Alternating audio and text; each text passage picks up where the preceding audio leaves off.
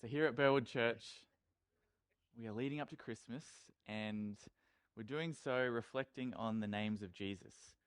And so this series is called, What a Beautiful Name. And the reason we're doing this is because each of the names of Jesus gives us all sorts of different windows into God's heart. And we are wanting to, as we lead up to Christmas and we celebrate Jesus, we are wanting to just have an increasingly grand picture of who Jesus is. And that's really our goal in this series. Now, last week, Fraser started us off with the name he chose was Jesus itself.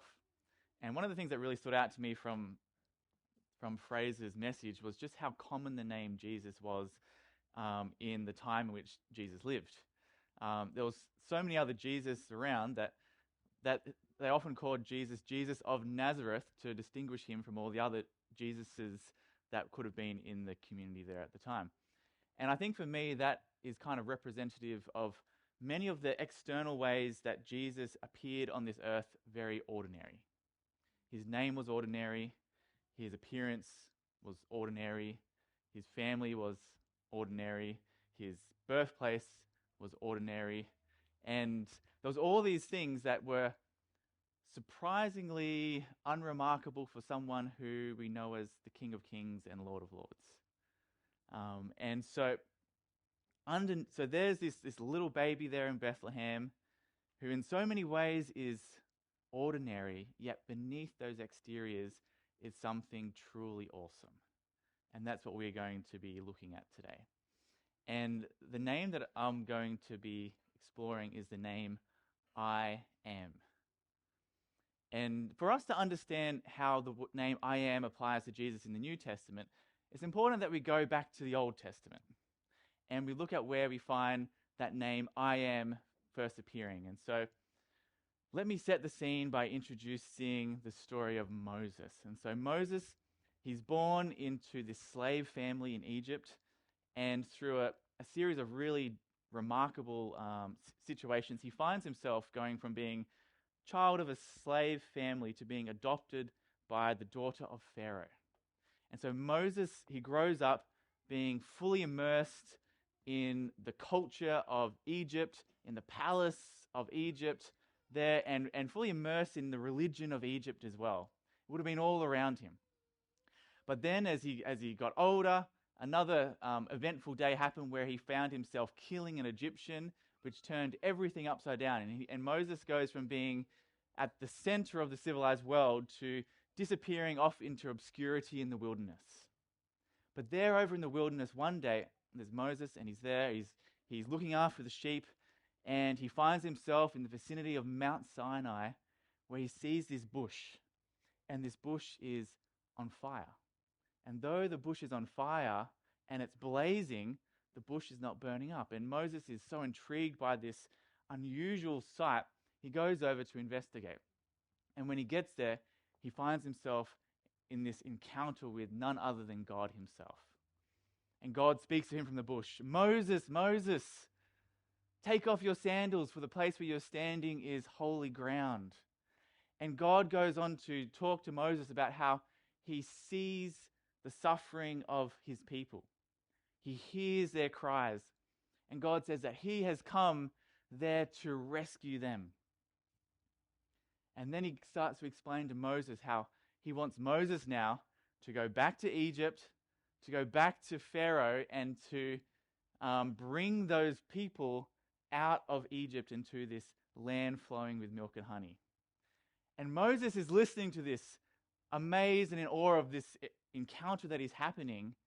But when he hears that God wants him to be the person, he goes to God and says, "But who am I? Who am I that you would call me to go and do this great thing?" To which God says, "Moses, it's not about who you are. I will be with you." And Moses is thinking about this daunting task, and he starts saying things like, "So God, let's just say that I do this.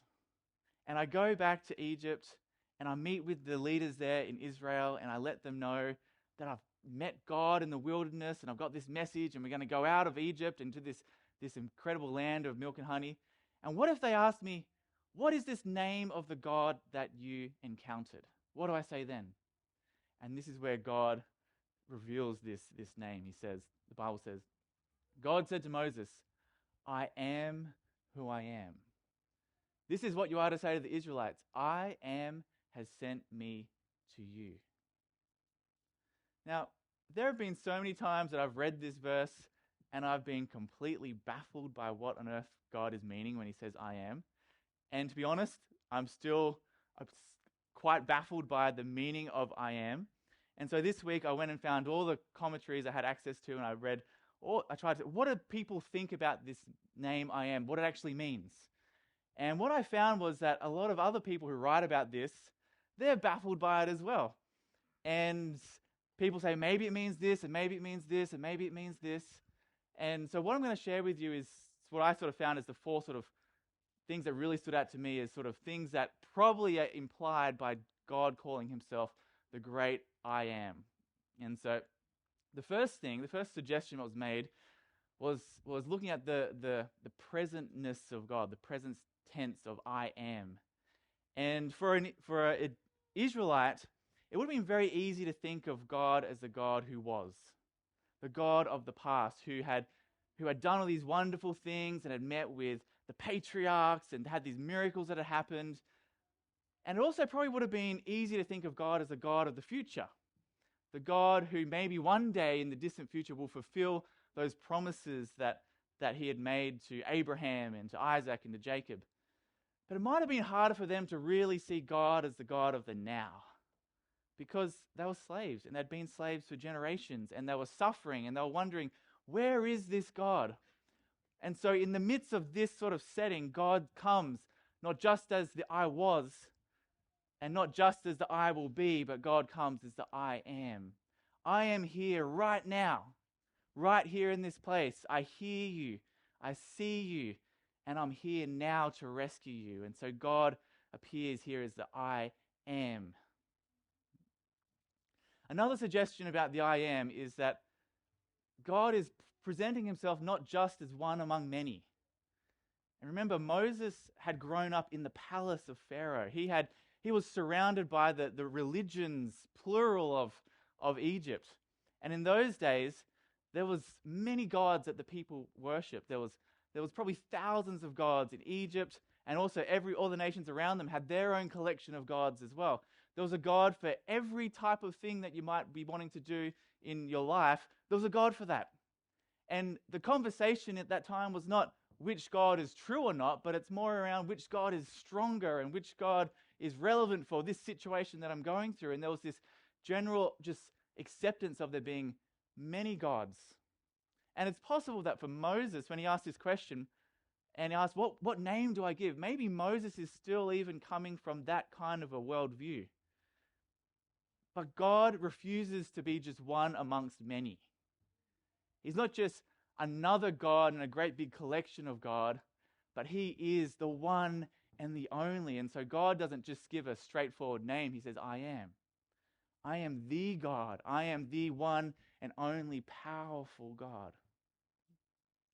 Another suggestion with I am is that the word I am sort of hints at some of these soaring qualities of God, that God is eternal and God is self-existing and God is unchanging.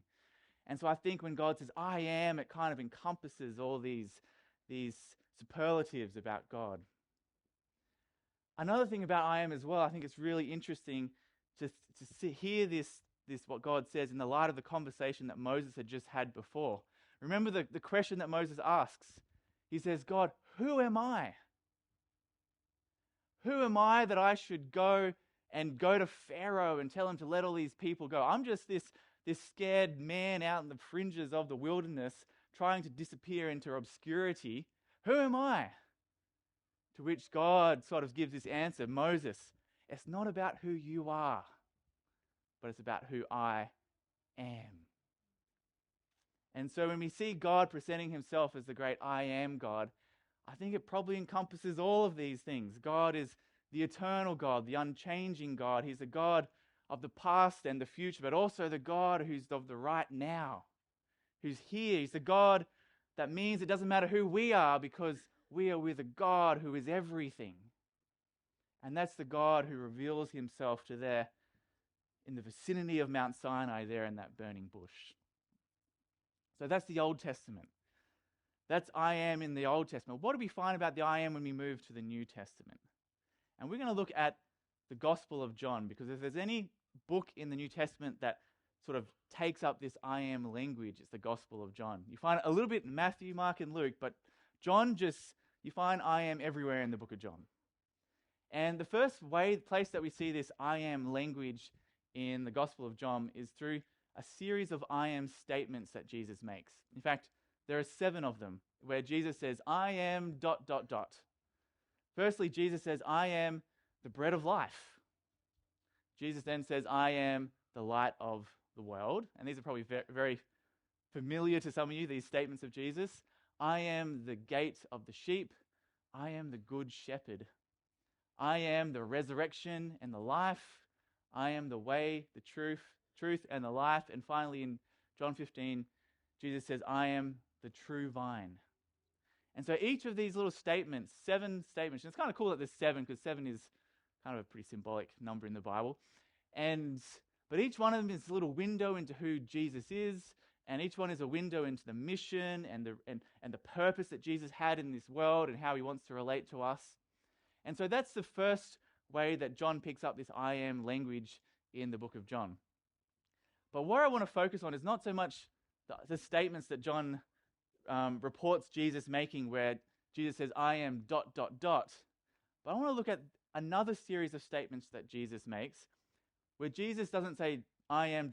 He says, I am ... full stop. Where instead of Jesus saying, I am the light of the world, he just says, I am. And when he says this, Jesus is connecting himself with that God speaking to Moses in the burning bush. Jesus is giving us this little window into a much greater reality as to who lies beneath the very ordinary externals of Jesus. Now, in the book of John, I found 5 stories where we find Jesus saying, I am, and just leaving it at that. We're going to look at 3 of them, and something that you'll find when you read these. In the Greek, it's I am, but sometimes the English translators, they'll say something like I am he, or it is I, trying to make it a bit smoother and to make the language a little bit less awkward. And so what I've done is, when the Greek is saying I am, I've just got it in orange as I am. Okay, so this is Jesus showing up saying I am. So the first story is on the Sea of Galilee that we're going to look at. So Jesus, it's been a day of miracles. He's been preaching to this large crowd of people. He's multiplied 5 loaves and 2 fish, and he's fed the multitudes. And at the end of the day, Jesus, he sends the crowd away. He sends his disciples out on the boat across Galilee, and he goes up on the mountain to pray. And the disciples are there trying to row this boat against all of the oncoming waves. And in the middle of the night, something dramatic happens. Jesus goes down on the mountain, and he starts walking out to his disciples on the lake. And the disciples are there, rowing, and they see this figure. I imagine it's sort of coming through the fog, and they're just freaking out. Who is this person that is walking towards them? Is this some sort of a vision, or are we dreaming, or what is going on? And Jesus shows up, and this is what happens. So John 6 says, when they had rowed about 3 or 4 miles, they saw Jesus approaching the boat, walking on the water, and they were frightened. But he said to them, I am. Don't be afraid.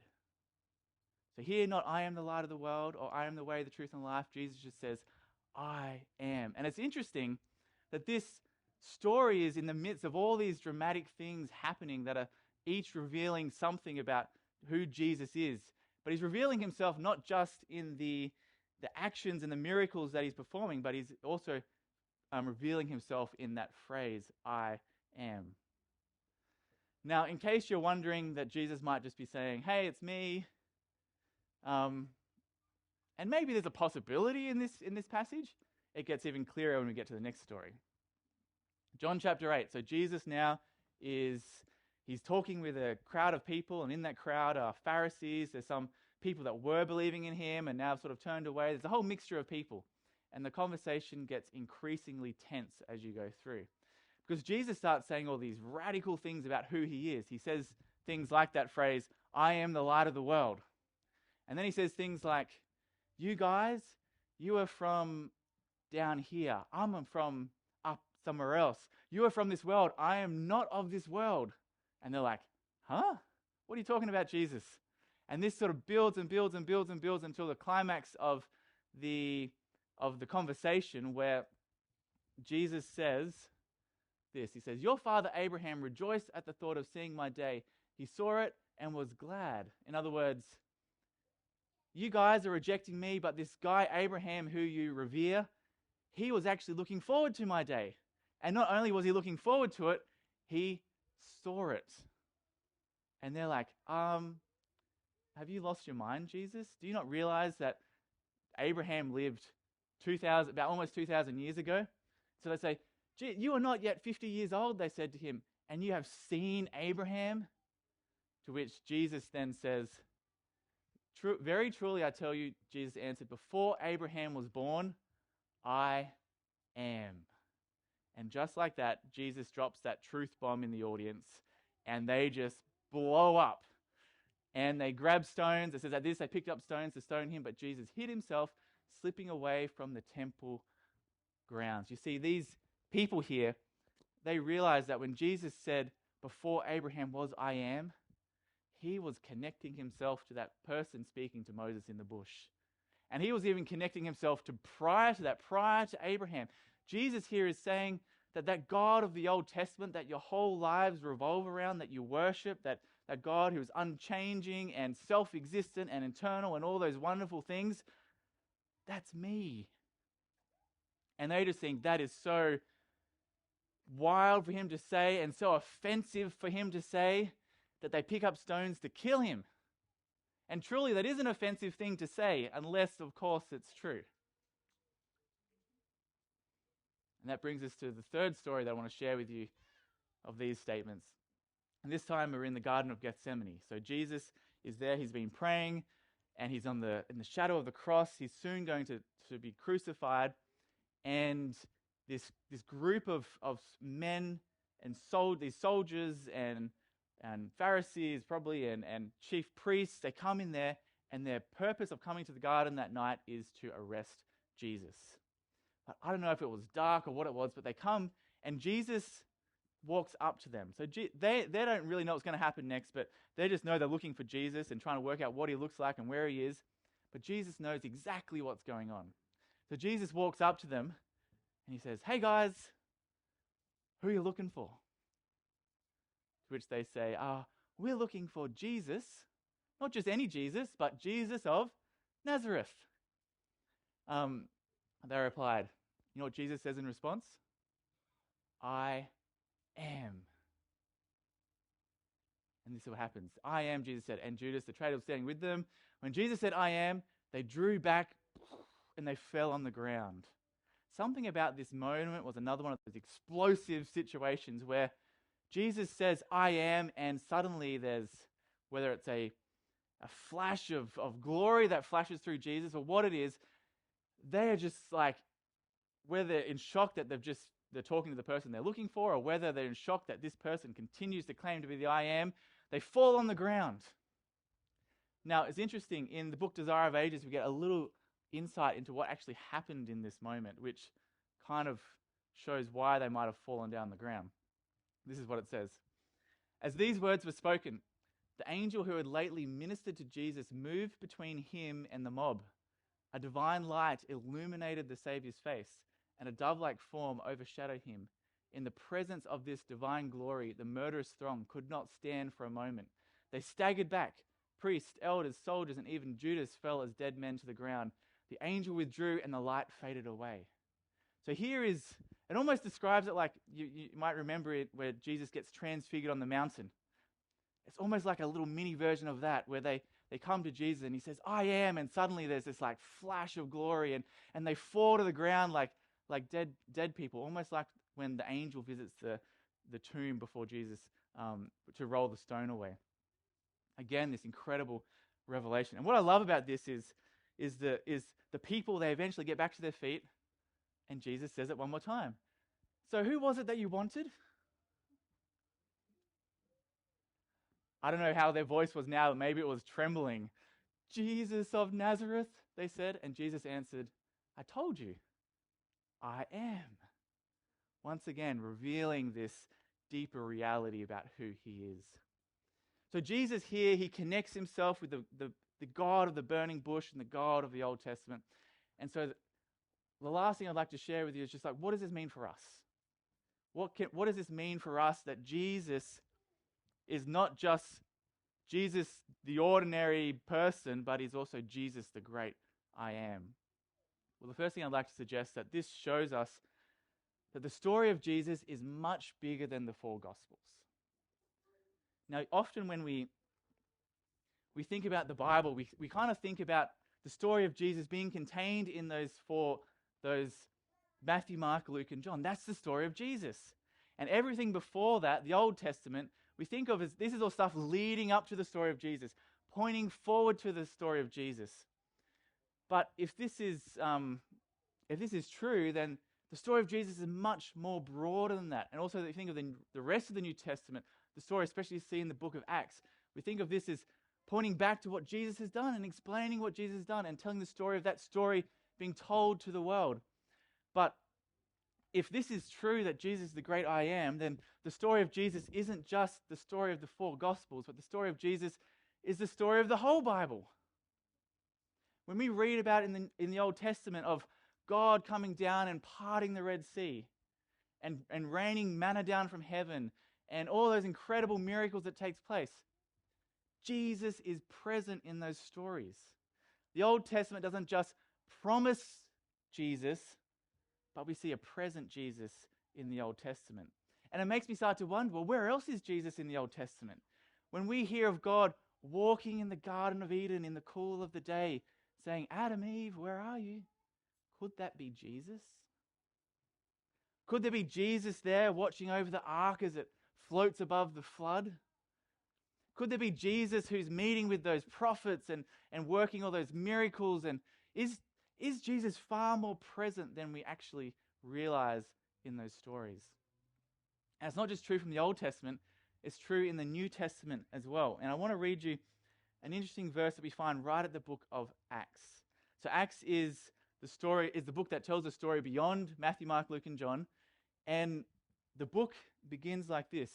Luke writes, in my former book, Theophilus, I wrote about all that Jesus began to do and to teach until the day he was taken up into heaven. Now let me unpack this point for you.